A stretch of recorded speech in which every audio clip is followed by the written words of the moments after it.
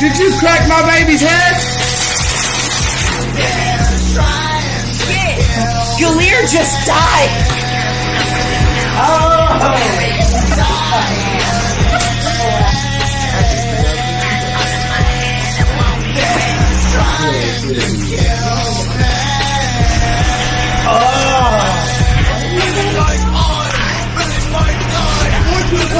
Fuck, wizard. For once. Hey, you know. Fuck up. Mike! Kill him! Shit sits in my bones and I feel it. Whoop whoop. Welcome back to LHRPG. We have been on like a fucking month-long hiatus right now because my internet is so shitty it won't support a live stream. So I haven't been able to do anything. So as of right now, we're back to this pre-recorded format until I can figure that shit out. Sorry. But I'm Lil Nitro. I'm here with Doan. We are the Little Hellraisers, and we are going to hit you with our top 17 picks for the best 5e monsters, D&D. So we've got our little list here, and I've got my monster manual open here so we can reference this shit. Anything before we get into it? You're so quiet. Oh yeah, Dungeon in a Box. You guys remember I did that unboxing on here a few months back for Dungeon in a Box. Really cool shit. Fuck them. Fuck them. They skipped my ass a whole fucking month. And when I got in touch with them about it, when I realized what happened, they're like, well, in our system it shows that we sent it. And that's it. They wouldn't fucking fix the issue. So they took a month's worth of my fucking money and didn't give me shit. Refused to fucking fix it. Fucking assholes. So, like... And then, when I tried to go to sign in to cancel my fucking subscription over this shit, it wouldn't let me log the fuck into my account. So I can't even cancel it. I'm gonna have to fucking, I don't know, call a bank or something. But like, every box comes with adventure. Here is the first one, right? It says Adventure 1. This is the second one I got. And it says Adventure 3. This is the third one I got just the other day. It says Adventure 4. So where the fuck is Adventure 2 if I got that month, right? Fuck the Dungeon in a Box people, man. The product is good, the people are shit. Anyway. Let's go ahead and jump into this. And since number 17, everyone does top 10. Why 17? Because we are all the pages. So I'm going to have you start us off with number 17. What's number 17? Goblins. Goblins. So, goblins are like little humanoid chihuahua things that just run around and fuck shit up. Well, you see who that is. We can't cut this, so.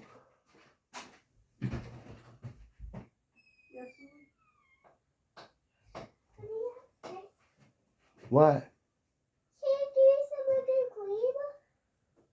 Will you grab that for right quick while I go through this? Thank you.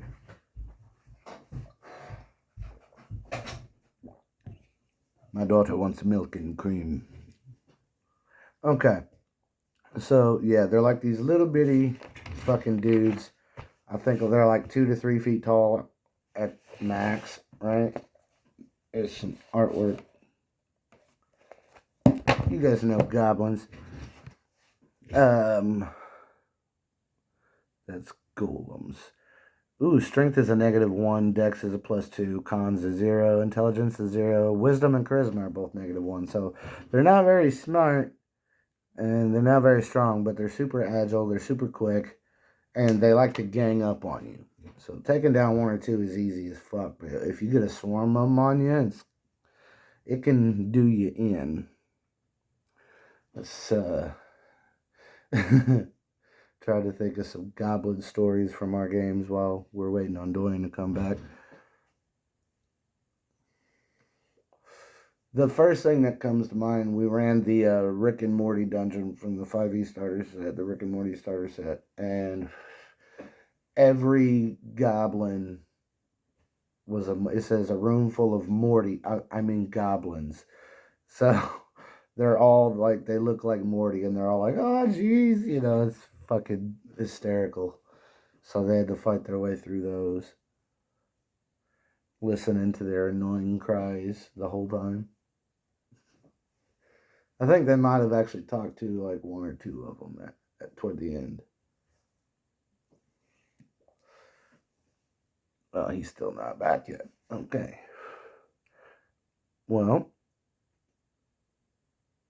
fuck it. We'll jump into number 16, Kobolds. Page 195. Okay. So kobolds are similar to goblins, but instead of being like little greenish, yellowish people, they're little dragon people. Right? About the same size as a goblin. They're basically reptilian goblins. But some of them get wings, so that's pretty cool. And it's the same thing. You can take down like 1 or 2 pretty quick, but if you get a whole fucking bunch of them on you, it's like Piranha, man. You seen the movie Piranha 3D? It's like that. Only not in the water, you know? Ooh, the Lost God is one of their things. Let me read that. In addition to the dragons they revere, kobolds worship a lesser god. I cannot pronounce that. Kurtulmak? The fuck? Legends speak of how they served as Tiamat's vessel in the 9 hells until Garl Glittergold, the god of gnomes, stole a trinket from the Dragon Queen's hoard. Tiamat sent Kurtulmak to retrieve the trinket. I'm probably butchering that pronunciation. Okay. So a few kobolds are born with leathery wings and can fly, known as urds. They like to lurk on high ledges and drop rocks on passersby. Yeah, they're little dicks. Let's see. Strength -2, Dex +2, Con -1, Intelligence -1, Wisdom -2, Charisma -1. Goddamn. So Dex is the only stat they have any kind of bonus in. Shit. Pack Tactics. I think the Goblin has that too. There he is. So we've moved on to kobolds. I've already gone a little bit about them and listed off their stats. Can you think of a time you encountered kobolds in these little guys? No? No. Alright, well here, I'll tell this story. I don't think you've heard it. When I was living in Maine, I was playing in a group that DL was running. You met DL over video chat. I don't remember. Anyway, he's an older dude. Anyway, he had us encounter a big ass fucking swarm of these things. And my buddy Ricky has a bag of holding. And it was in 3.5. And I'm, based on how this went, I'm just going off of what DL had said the rule was. I had never looked it up at that point. I was still just a player, you know, so I didn't. But, because I know that's not how it works in 5e, but I also know that a lot of shit has changed from 3.5 to 5e. But in that game that DL was running, the rule about the bag of holding was if you put a living creature in it, it turns into a black hole. Now, in 5e, you have to put a portable hole into it for that effect, right? So I don't know if it was a house rule he had or if that's how it worked in 3.5. I'm not sure. But that was the rule we were playing by, right? So Ricky scoops up one of these fucking kobolds into it. It turns into a black hole. He throws that shit. It starts sucking up all the kobolds as they try to run off. I was like, dude, you just straight up Deus Ex Machina that shit. So, here's my story on kobolds. Number 15, The Gith. 165.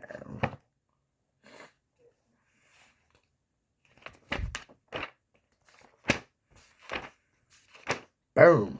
So, the Gith are broken down into two subraces. There's the Githyanki and the Githzerai.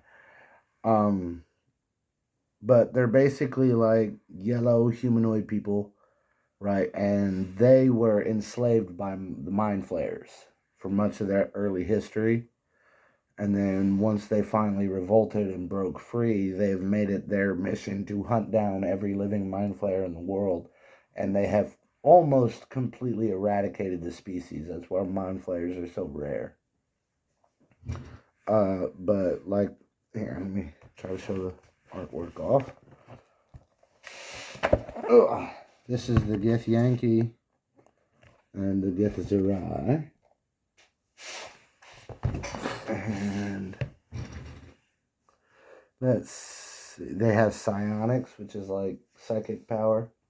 It works like magic, but it's not technically magic.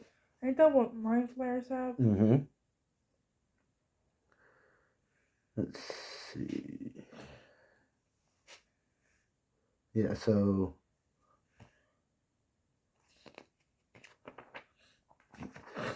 it looks like the only main difference between the two are their fighting styles.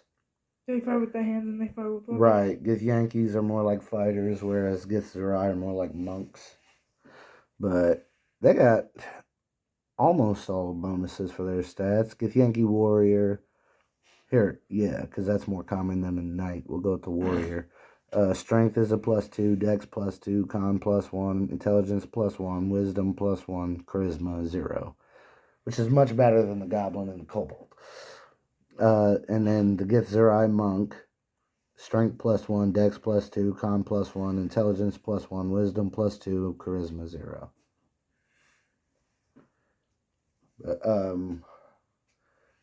I was running a 3.5 game a few years back, and this campaign imploded, right? But Nexus was playing in it, Nameless was playing in it, and Inferno was playing in it. And I had this NPC that was traveling with them that was a Githyanki.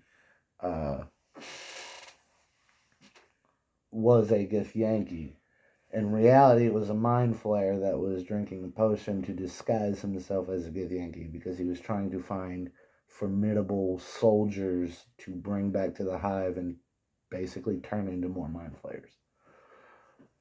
So that was the ongoing arc, but it didn't really make it too far before the game just fell apart.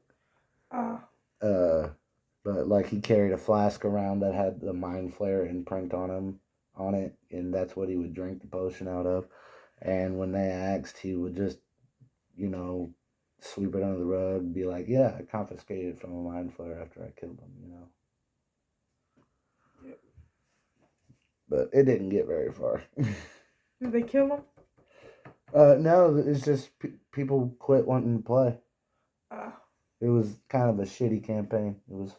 I was trying to do a homebrew. I've learned since then I'm not very good at writing adventures, but what I am very good at is taking existing material and changing it and making it, in my opinion, better because I tailor it directly to the players. All right. What are we on? Number 14? Yes. Griffins. What page is that? 174. So, you can tell this story. We've only really encountered a griffin in one campaign. Yeah, ain't that something feathers or whatever? No. That's Baxter. It's Bex's mom's griffin. Oh. I think you were with her when y'all found him in the Nightmare Forest, impaled by her arrows. Yeah. You want to tell that story? Before I get on to reading his stats and shit? I kind of forgot. Oh, dude. Okay. So this is the griffin. In case no one knows, it's like half eagle, half lion. Horse eaters. They eat horses. Sky dwellers, trained mounts. Let's see, strength +4, dex +2, con +3, intelligence -4, wisdom +1, charisma -1. Multi-attack, makes 2 attacks, one with its beak and one with its claws. So it's like a claw and a bite. Yeah. So in Fantasy High, there's a character, an NPC named Sandra Lynn. This is my sister's character's mom. And she's a professional ranger, so she has a griffin as a mount. Didn't she tame him when he was like small or something like that? Yeah. She got him like right after he hatched. Yeah. And so his name is Baxter, and he's basically like the family dog. Yeah. And during the last season of this campaign, this full campaign will be 4 seasons. We're halfway through it. Yeah. During season 2. In the finale, they were in a Nightmare Forest, and the Nightmare King's influence had taken over Sandra Lynn, and she had attacked Baxter. And then after she ran off, him and Bex found him and like kind of nursed him back to health, and then he flew him to where she was.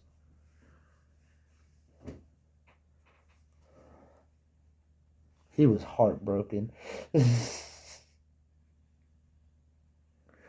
All right, what's the next one? White. Let's mark these off as we go. So we've done goblins, kobolds, griffins. So now we're on whites. Yes. Number 13, whites. 13? This is 300. Yeah, page 300. Oh. Look at the number in front of the word. Oh. Yeah, we're not doing 300 fucking monsters today. No. We don't have time for that. So this is the white.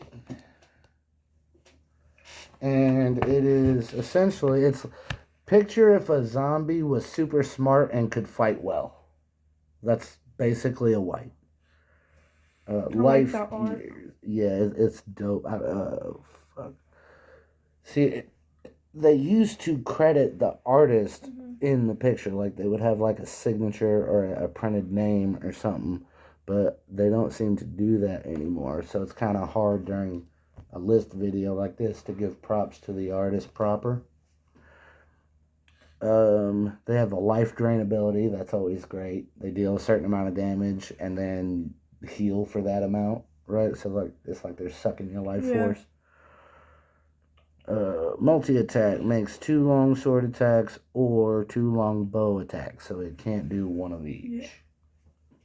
But yeah, they're like super smart, super martially adept zombies, basically. Strength +2, dex +2, con +3, intelligence is 0. That's good.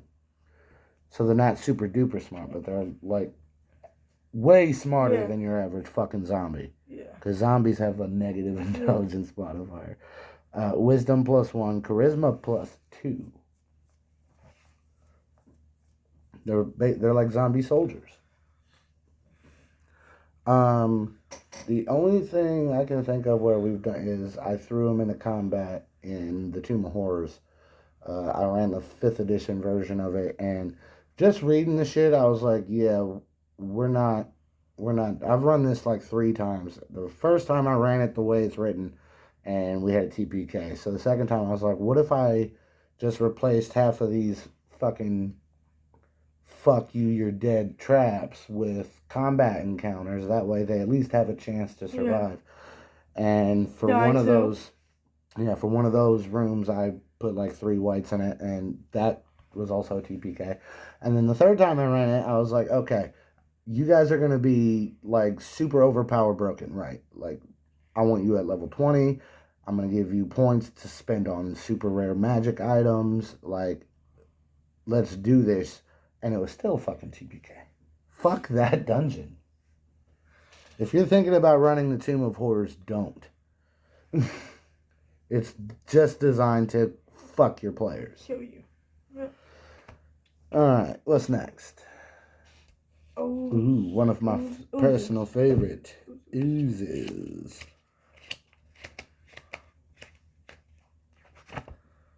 So, there's a whole lot more, but in the Monster Manual, there's 4 variants. There's the black pudding, the gelatinous cube, the gray ooze, and the I think ochre I've jelly. been against the gelatinous cube. You've been against the gelatinous cube and the ochre jelly, actually.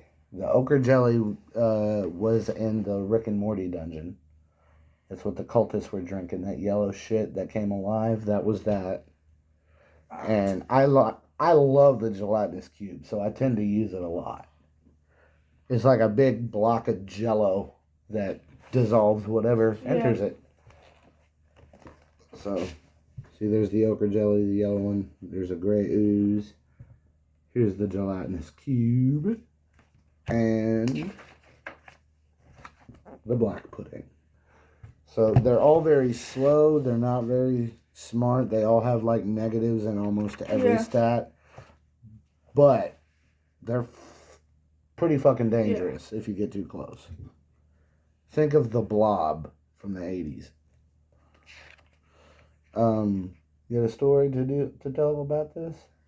I don't remember who was playing, but we was in a combat.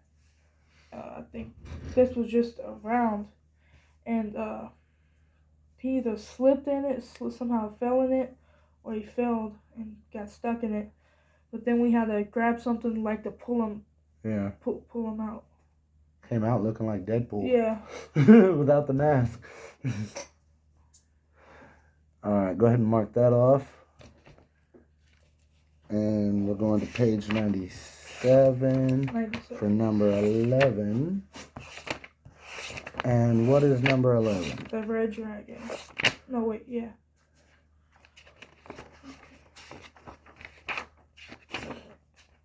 So, I don't think we need to go too much on lore for dragons. Because, I mean, it's in the name of the game. Everyone knows about fucking dragons. But we're talking specifically about the red dragon. Right? Mm-hmm. So, you know, they live in mountains. They breathe fire. They hoard gold. Strength plus 10. Dex 0. Con plus 9. Intelligence plus 4. Wisdom plus 2. Charisma plus 6. Yeah. Does that explain how that villain from freshman year was so good at being a villain? Yes. Let's see. They've got multi-attack. What is it? 3 attacks. 1 with its bite, 2 with its claws. It has frightful presence. I hated when he did that in the last combat. Like, it was kind of agitating. Fire breath recharges on a 5 to 6 when you roll a d6. Oh, DC 24 dex save or take 26 d6 fire damage. And even if you pass, you're still taking half of that. So it's crazy. It's fucking crazy. Legendary actions. Detect. Dragon makes a wisdom check. Tail attack. Wing attack. He can smack you with his fucking wings. Like they're crazy. How much damage does that do? Armor class is 22. Hit points on average are 546. Speed. 40 feet walking, 40 feet climbing, 80 feet flying. Yeah. So would you like to talk about that combat with the red dragon? Do you remember his name? Gorthalax? No, that's the devil. That's her. Bex's dad. Calvaxus. Yeah, Calvaxus. Emperor of the Red Waste. Yes. And what happened?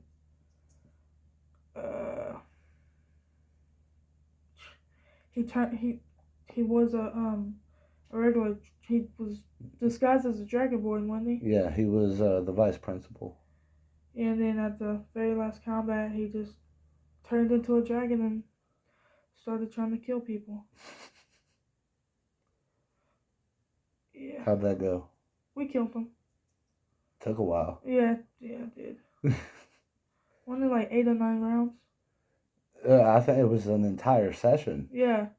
One combat took the whole Yeah. fucking game time, and we were at that point we were playing for like 8-10 hours. Yeah, we didn't get done until like I think 12. Yeah, it was late. Yeah. So it was a long ass combat, and Yeah. like you got halfway through it, and y'all were about to die, Yeah. and then y'all had Egg Force Watch. Yes, and that saved us. They froze time for what I think it was like 12 hours. Yeah. And then I was like, well, you can't deal damage to him while time is frozen. And they're like, the fuck? I was like, you can take a long rest though. Yeah. Regain all your hit points, spell slots, special abilities, all that shit. Crazy how that's how that works. And like you could be all mutilated, fucking bleeding out and shit. Let me just go to sleep for 8 hours. And then fucking Wolverine. It's nuts. I believe at one point you spent like an hour trying to shove basketballs into his asshole. Yeah. Alright, mark that off and let's go to number 10. What page is number 10 on? 120. Number 10. Driders. If you've ever seen Spy Kids 2, just take the spider monkey and replace that ape body with a drow, and that's a Drider. They're typically created as a punishment from Lolth, the Spider Queen, goddess of the drow. Like, if they fail her or in some way, it's like some drastic way, then they're turned into these monstrosities. Strength +3, Dex +3, Com +4, Intelligence +1, Wisdom +2, Charisma +1. They have Fey ancestry, innate spellcasting, spider climb ability, sunlight sensitivity. They have disadvantage on attack rolls during, and perception checks relying on sight in daylight. Webwalker ignores movement restrictions caused by webbing. Multi-attack makes 3 attacks. They have a bite, a long sword, or a long bow. Scarred for life. Drow transformed into Driders return to the material plane as twisted and debased creatures. Driven by madness, they disappear into the Underdark to become hermits and hunters, either wandering alone or leading packs of giant spiders. So, they have a bad time. Do you have a Drider story? Well, I think it was Escape from the Bloodkeep. Yeah.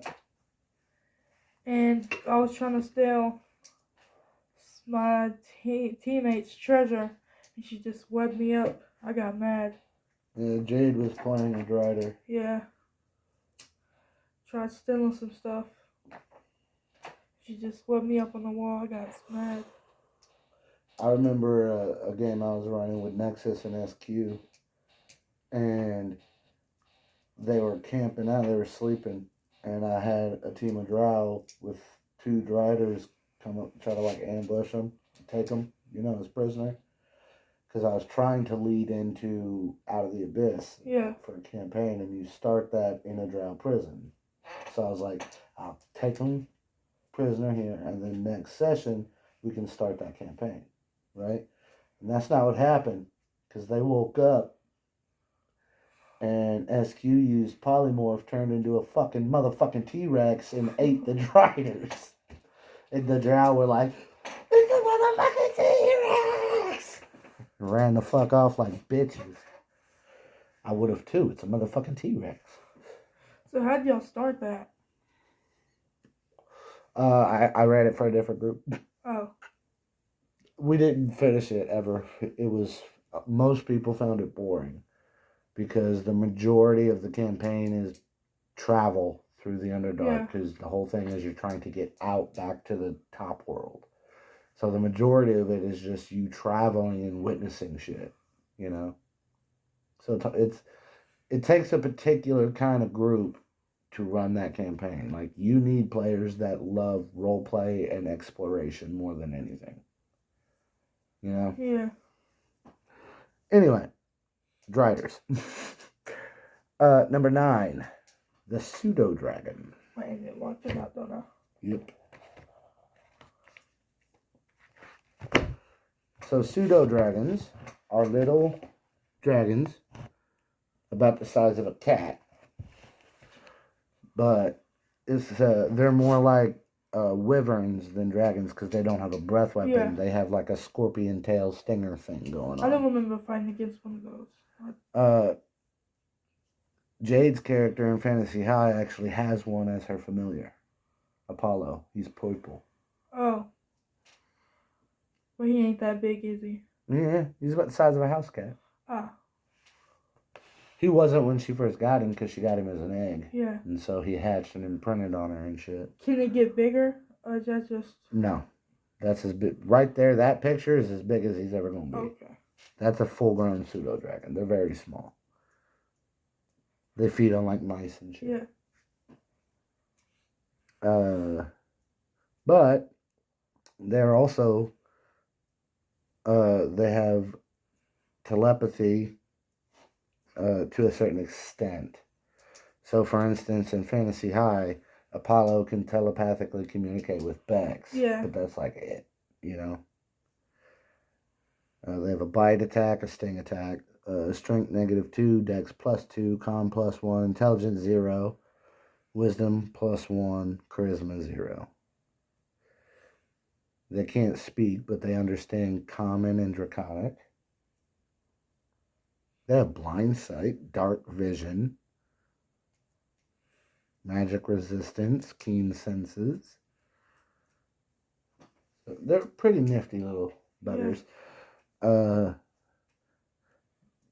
Jade has a habit of, during combats, sending Apollo off to fetch her shit.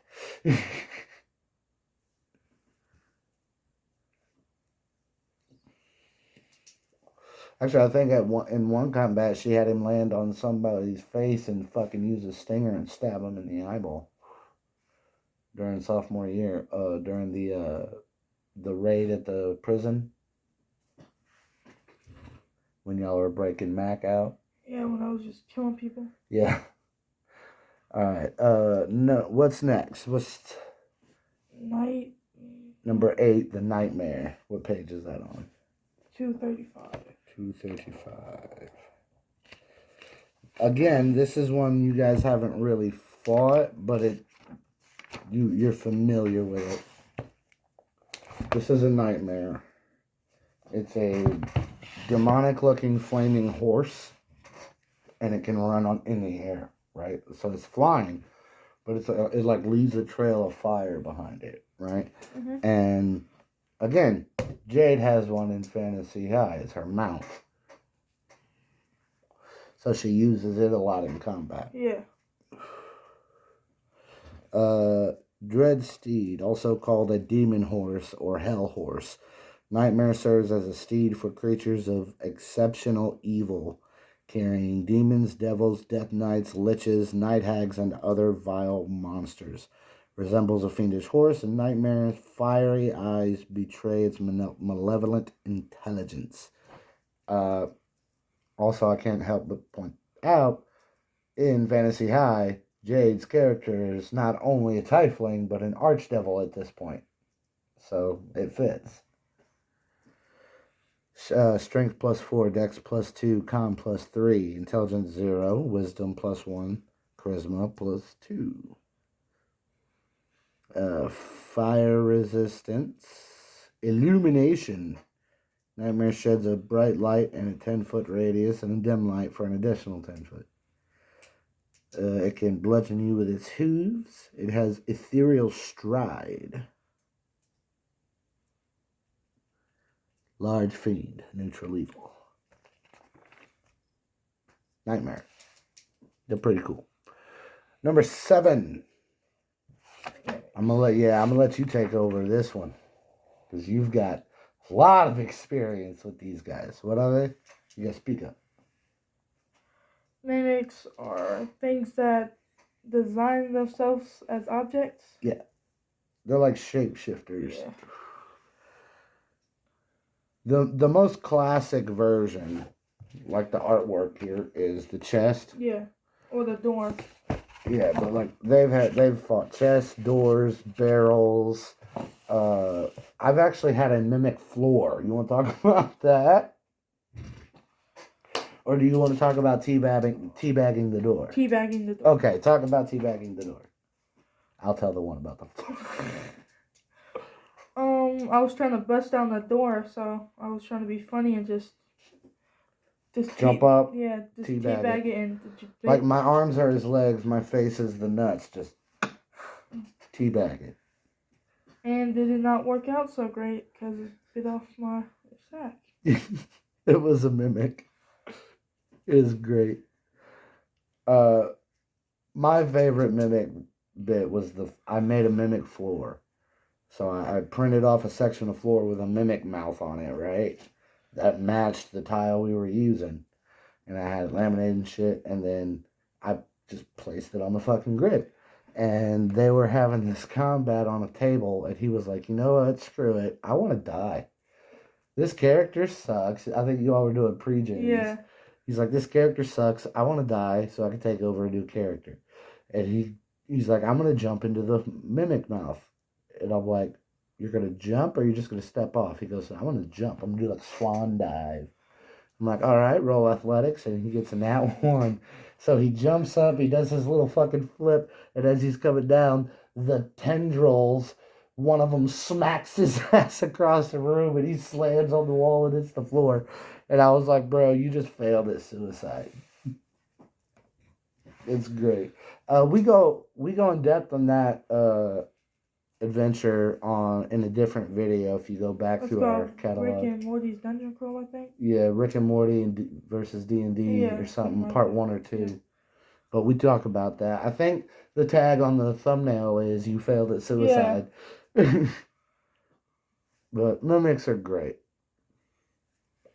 Let's see what their stats are. I didn't read those yet, did I?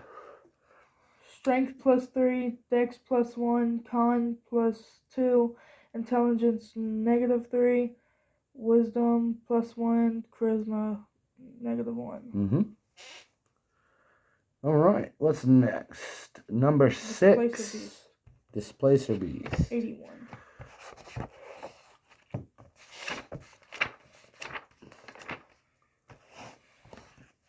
Ooh.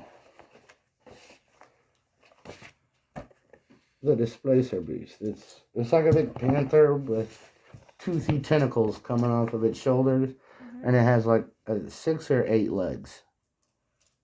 It's got a lot of legs. Here.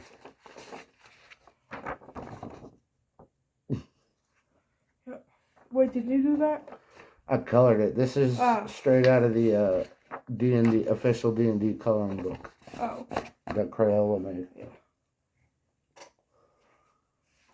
But they are fey creatures. They come from what is it? I'm just gonna say the fairyland. It's fuck is the name of the place? The Feywild. It's where the fairy folk are from. Yeah. And their natural enemy is the blink dogs, because the blink dogs have been basically bred and trained to hunt them, to get rid of them. Yeah. They have a strength +4, dex +2, con +3, intelligence -2, wisdom +1, charisma -1. Now, the reason they're called Displacer Beasts is because they have a very awesome ability that is always on, called Displacement, which projects an exact visual duplicate, like a hologram of them, away from where they are. So every time you go to attack one, you roll at disadvantage because there's a chance you're actually looking at the displaced phony. It's a very cool ability to have.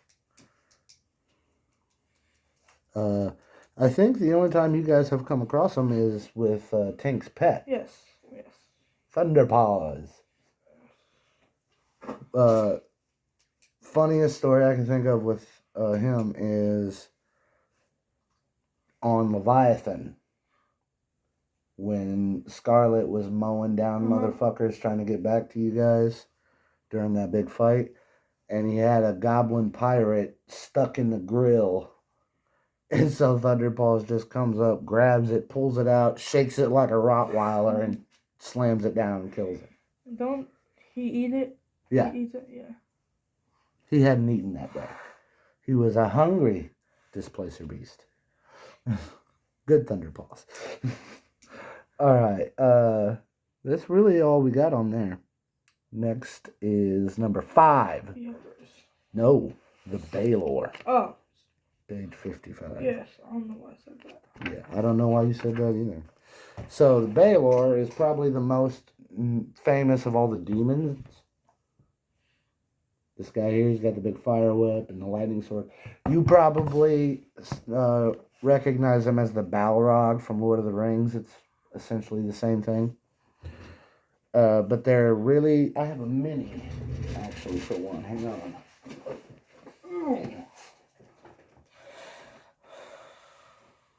Hey, you want to show that off? That's my Baylor. So they're these really big motherfuckers. Strength +8, Dex +2, Con +6, Intelligence +5, Wisdom +3, Charisma +6. That kind of looks exactly like... Yeah. But they're basically like the motherfuckers in the 9 hells where if the demons need a motherfucker taken care of, this is who they send. He's like the John Wick of demons. Multi-attack, makes 2 attacks, one with his long sword and one with his whip. That's a lightning sword and a flaming whip. That's gonna suck. Hello? No, but I'm recording. What? Okay. Ooh, death throws. When the Baylor dies, it explodes.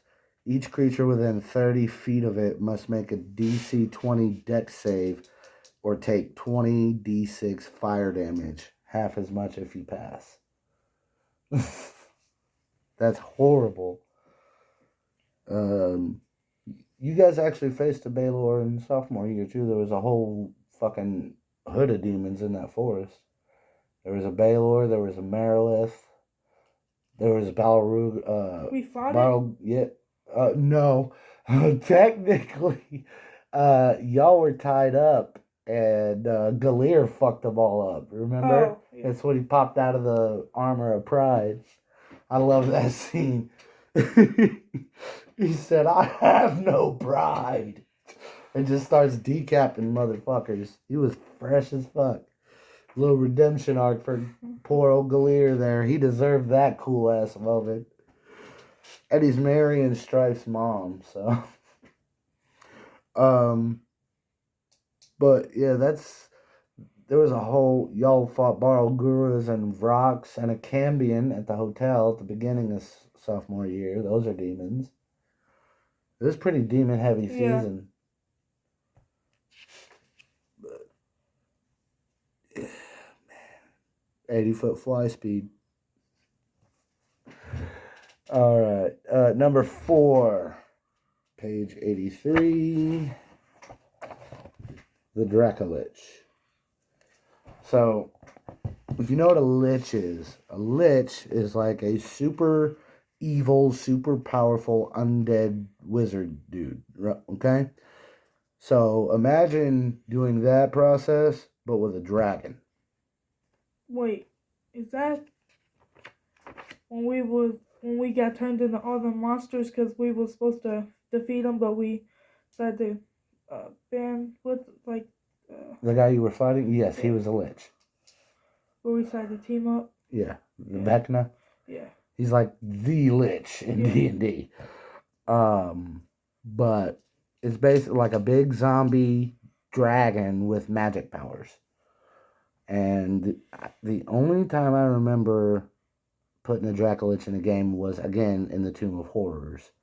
That when we started that adventure, they were fighting a blue dragon in the woods before they found the tomb, and they ended up killing him, and a big purple glow hit him, and his body disappeared, and everyone was like, "The fuck?"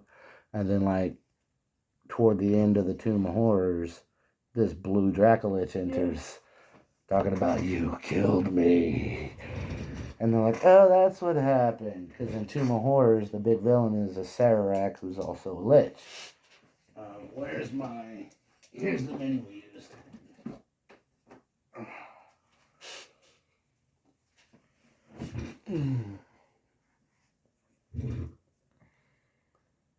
Pretty cool. We sit next to him for now. So, and look, it's perfect because it's for a blue Dracolich. So, they still have the lightning breath.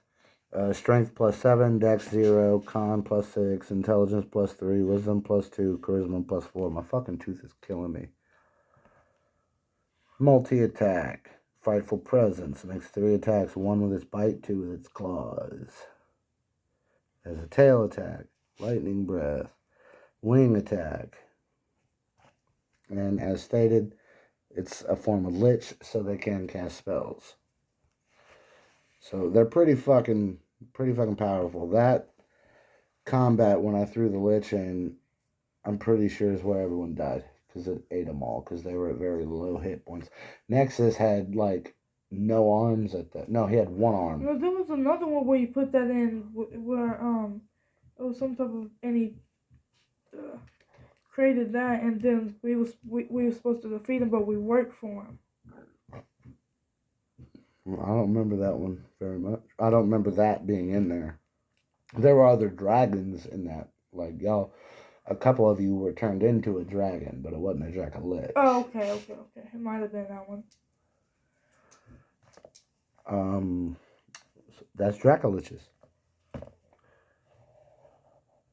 Number 3. We're getting down there. Page triple deuce.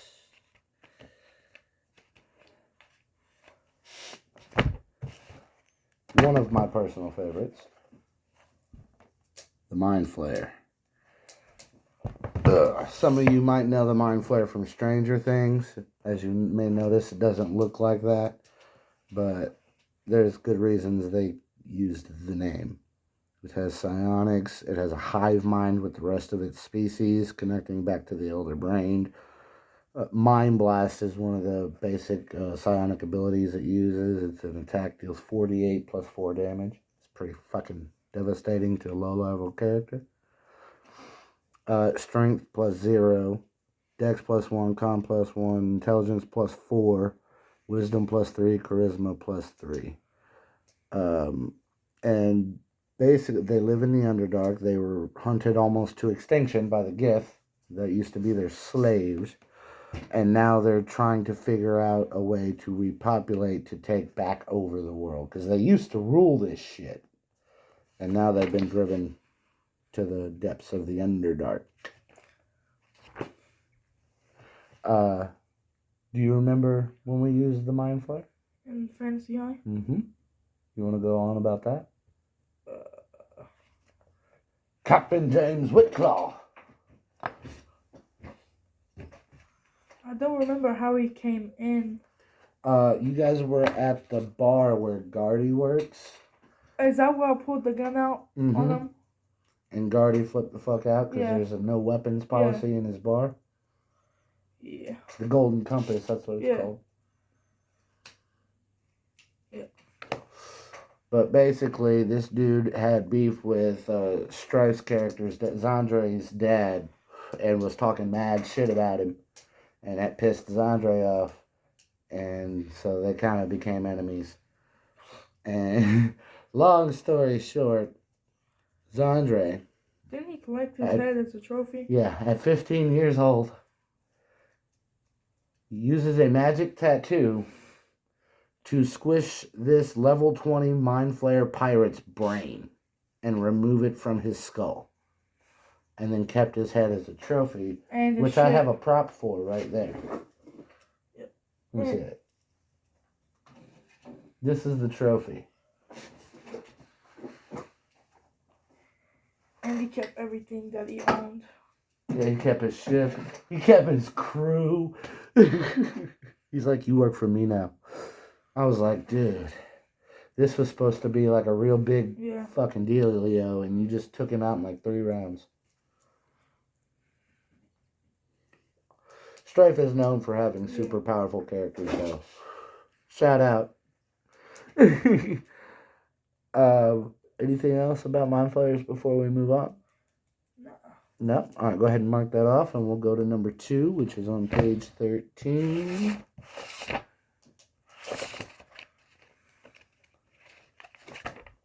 The Aboleth. These guys are super fucking cool. They're ancient, like they were one of the first species on the planet. They're aquatic, so they live in the ocean. But they're fucking huge. Wait, what is my menu?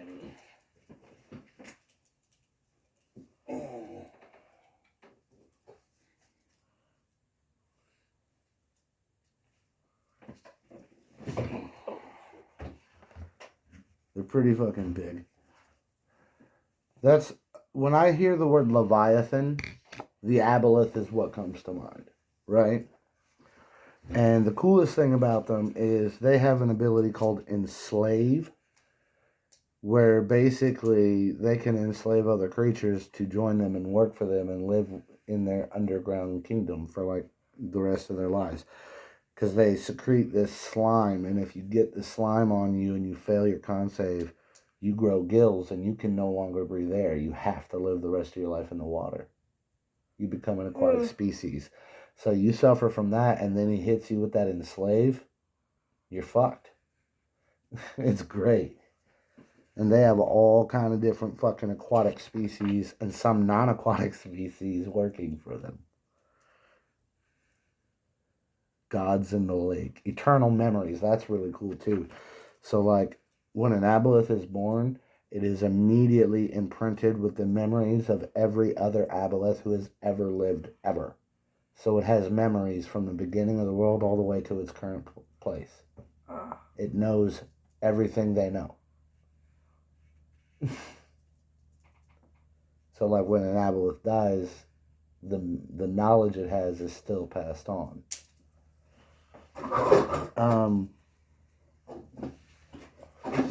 I used an Aboleth in a dungeon crawl. They were trying to take down Kal-El the Vile. He's a vampire. And in the big finale in this room, he had a big-ass tank, like an Orca tank, that had a mind flayer, that had an Aboleth in it.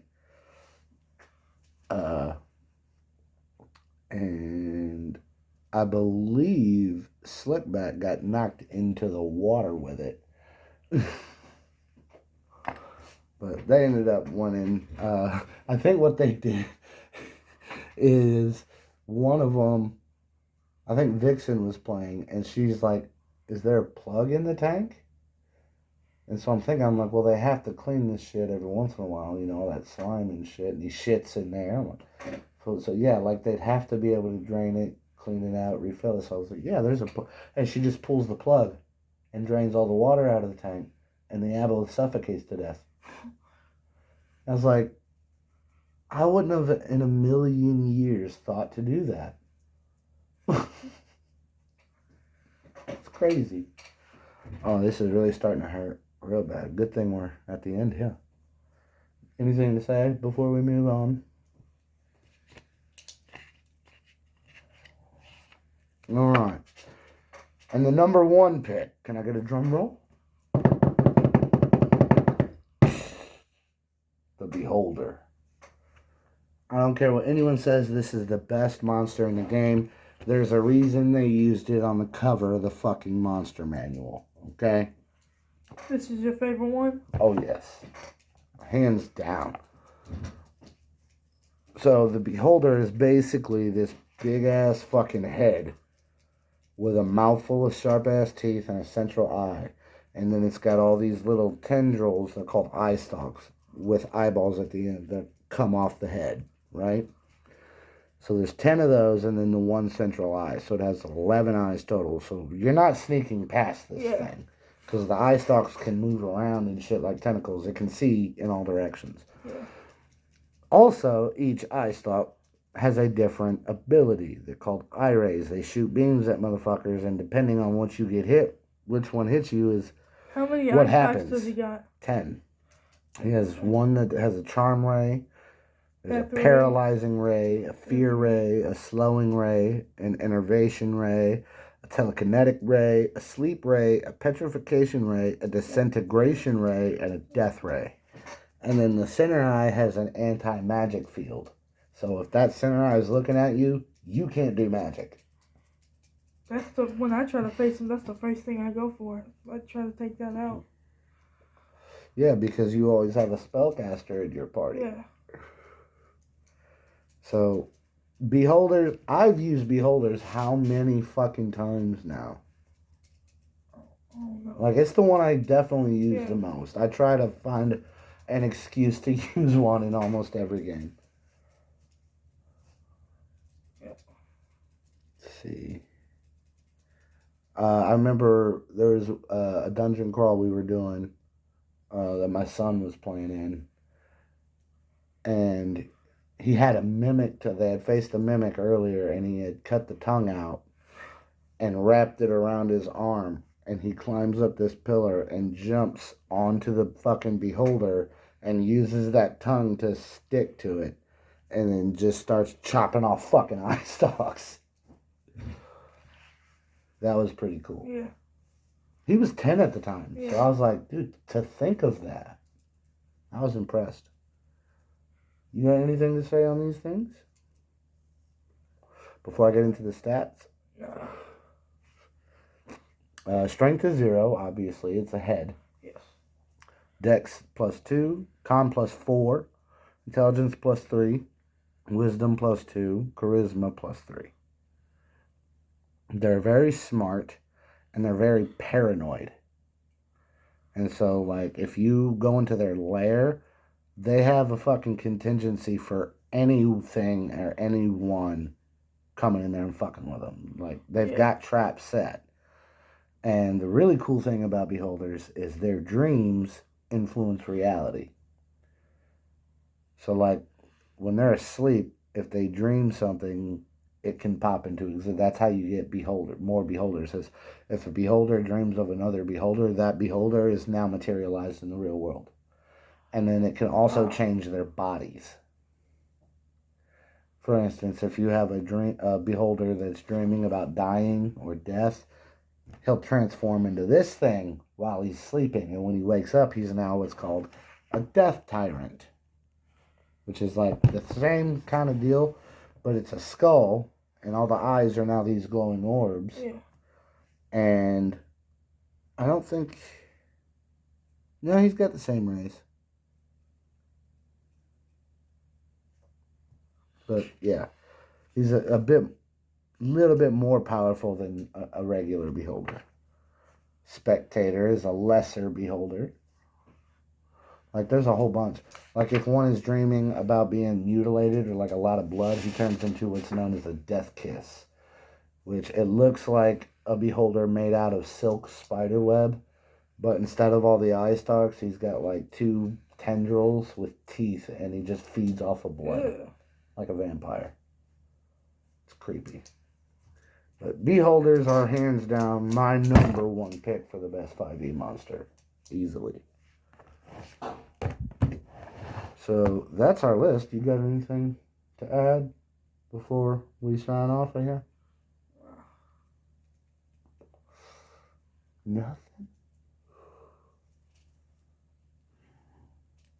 17. Alright, well, that's it. So, like I said at the beginning, though, until further notice, we're going to be stuck on this pre-recorded bullshit again. And I will let you guys know when we're able to get back on live streams. So, until then, whoop whoop.